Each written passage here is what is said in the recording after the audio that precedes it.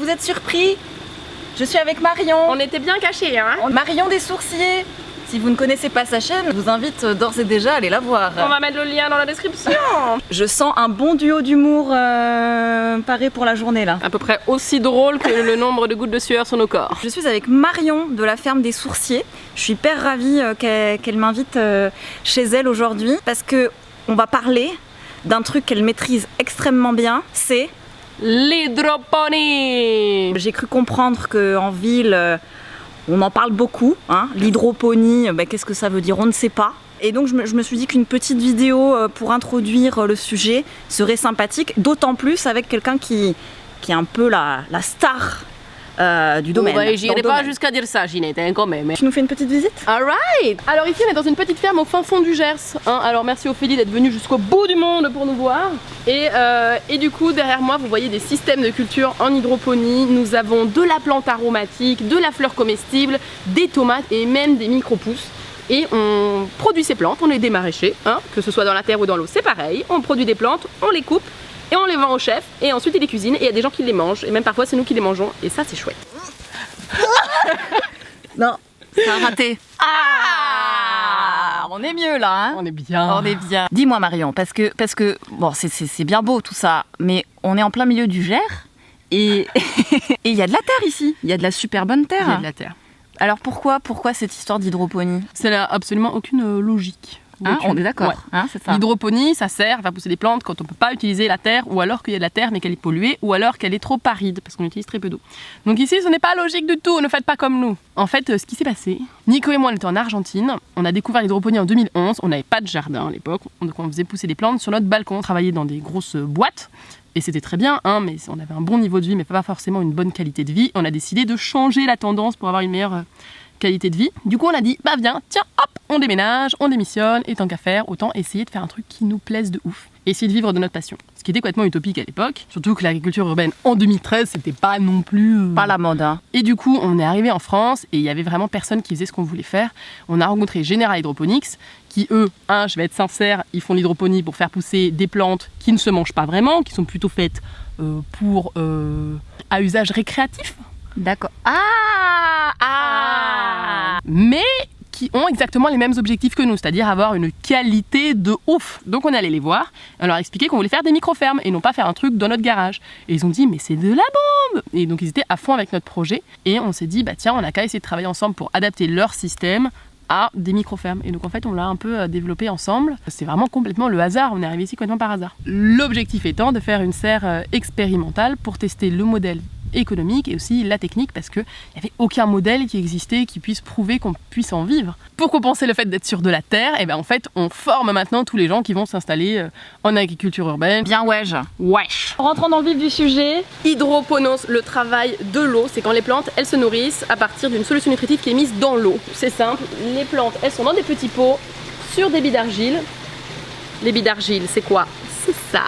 Ça ne sert pas à nourrir la plante, juste à la soutenir. Le petit pot panier, pareil, il la soutient. Et les racines, elles flottent gaiement, comme dans un espèce de spa. Ça rend les plantes très flemmardes parce que tout est mis à disposition pour qu'elles mangent bien. Après, ce qui peut être intéressant, c'est de savoir, mais qu'est-ce qu'on met dans l'eau exactement? Ben oui, bah quand même. Les plantes, elles mangent pas que de l'eau. Les plantes, elles ont beaucoup de besoins, tout comme nous. Elles ont des besoins organiques, elles ont des besoins minéraux. Et en fait, elles mangent des petits ions. Alors on retourne à nos cours de physique-chimie au lycée, hein, les petits ions, Fe+, Cl-, etc. Il y a 3 façons de les nourrir les plantes. Number 1, le plus facile, ce qu'on appelle l'hydroponie pure, l'hydroponie conventionnelle. Vous donnez à manger des sels minéraux qui sont du coup dissous dans l'eau et directement assimilables par les plantes. On met la solution nutritive, ça va dans l'eau et les plantes, paf, elles peuvent les manger parce que c'est des ions. Number 2, vous avez la bioponie et du coup la bioponie, on met des engrais qui sont autorisés en agriculture biologique. Pour certains ils sont encore sous forme minérale, mais pour d'autres ils sont sous forme organique, on dit complexés parce que c'est des molécules. Sauf que les plantes elles sont pas capables de manger des molécules, leurs petites racines elles peuvent pas. Donc on rajoute un biofiltre, le biofiltre c'est la maison des bactéries, si vous ne savez pas ce que c'est, j'ai fait un tuto là-dessus, on mettra le lien peut-être quelque part. Et du coup les bactéries elles cassent les molécules, elles libèrent les ions et les plantes peuvent enfin manger ces petits ions. Donc ça c'est mieux parce que du coup les minéraux ils sont autorisés en agriculture bio.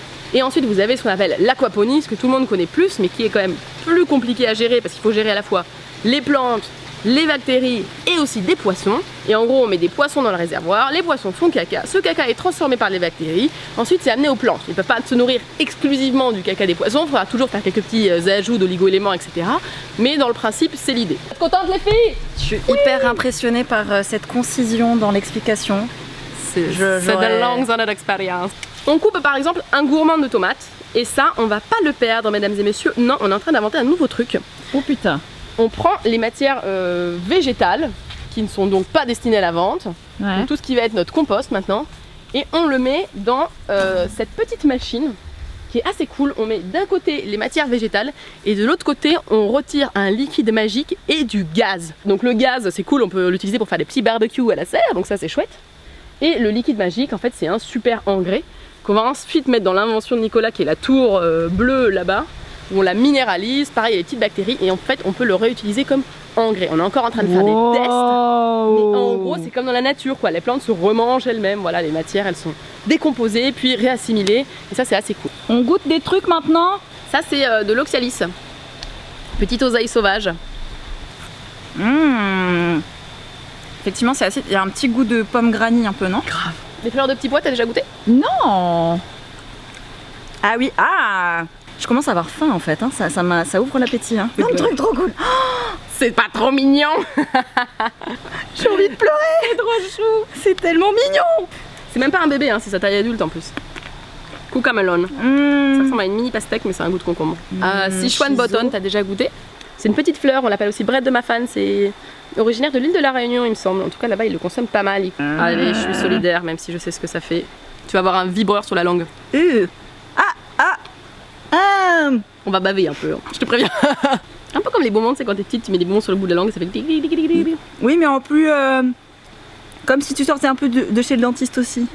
Du coup, avec tout ce que tu m'as montré, je me dis, est-ce que l'hydroponie, c'est vraiment la solution à tous nos problèmes? Je pense pas. Ah non, non. Je pense qu'il n'y a pas une solution, il y a vraiment une diversité de solutions. Et l'hydroponie, elle n'a pas du tout, mais pas du tout vocation à remplacer la terre. Moi, je trouve évidemment que c'est très cool, parce que t'as pas de désherbage, c'est à hauteur d'homme. Enfin, tu vois, même pour des nanas et tout, c'est vraiment chouette de travailler dans un truc qui est pas trop physique, même si on est très forte. Quand on a de la terre, il faut s'occuper de sa terre et bien s'en occuper.